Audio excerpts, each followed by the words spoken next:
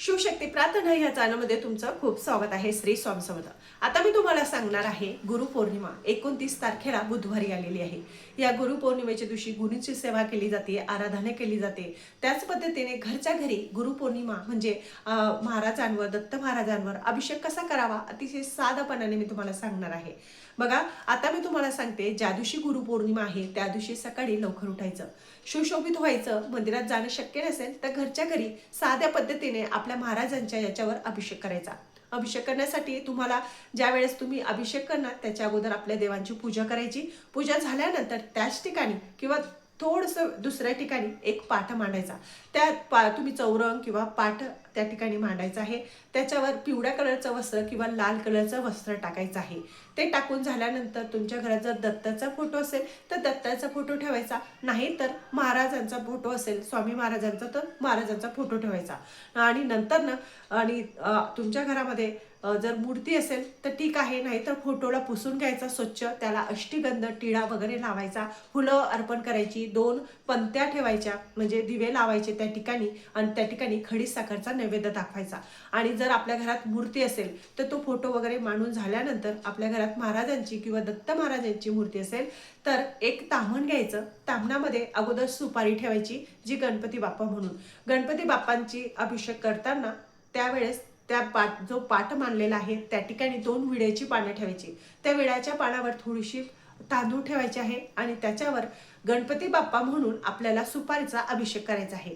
आता अभिषेक करताना सुपारी घ्यायची आणि त्या अभिषेक करताना गणपती बाप्पांचं स्मरण करायचं। ओम गण गणपते नमः या मंत्राचा जाप करायचा आणि त्या सुपारीचा अभिषेक करायचा। अभिषेक झाल्यानंतर त्याला स्वच्छ पुसून त्या तांदूळवर स्थापित करायचे।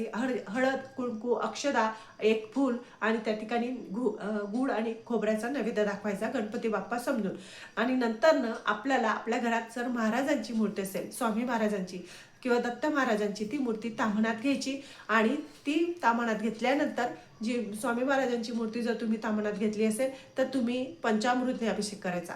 ज्यावेळेस तुम्ही पंचामृतने अभिषेक करणार त्यावेळेस तुम्ही पुरुष सूक्ताचा अभिषेक करायचा, म्हणजे पुरुष सूक्त म्हणायचं किंवा श्री स्वामी समर्थ महाराजांचा मंत्राचा जाप करायचा आणि मग त्या पंचामृतने अभिषेक करायचा। अगोदर पाण्याने करायचा, मग पंचामृतने करायचा, नंतर परत पाण्याने करायचा।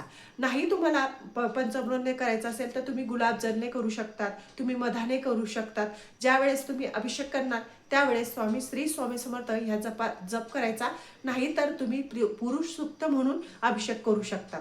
हे झाल्यानंतर स्वच्छ मूर्ती पुसायची आणि ज्या ठिकाणी आपण फोटो वगैरे मांडला आहे त्याच्यात अगोदर त्या ठिकाणी आपल्याला ती मूर्तीची स्थापना करायची आहे। त्या मूर्तीला स्वच्छ पुसून हिना अत्तर लावायचा आहे। हिना अत्तर लावून झाल्यानंतर त्या ठिकाणी केसरचा टिळा किंवा चंदनाचा टिळा असा लावायचा आहे महाराजांना आणि नंतर त्या ठिकाणी फुलं वगैरे अर्पण करायची आहे। फुलं कोणते अर्पण करावे? सोनचाफ्याची जी फुलं आहेत ती महाराजांना अर्पण करावी। आणि जर तुमच्या घरात नैवेद्य असेल, आता पिवळा नैवेद्य म्हणजे मोतीचूरचे लाडू असतील किंवा केळी असेल किंवा तुम्ही पुरणाचा स्वयंपाक केलेला असेल तो त्या ठिकाणी नैवेद्य अर्पण करायचा आहे।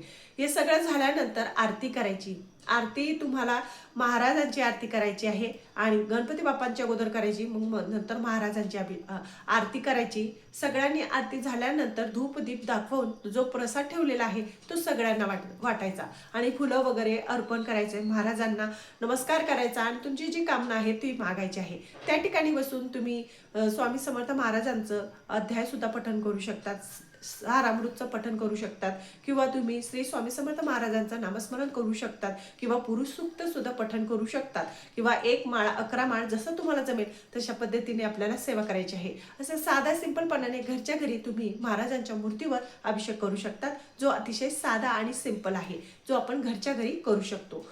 तर माझं चॅनल तुम्हाला आवडत असेल तर लाईक करा, सबस्क्राईब करा। श्री स्वामी समर्थ।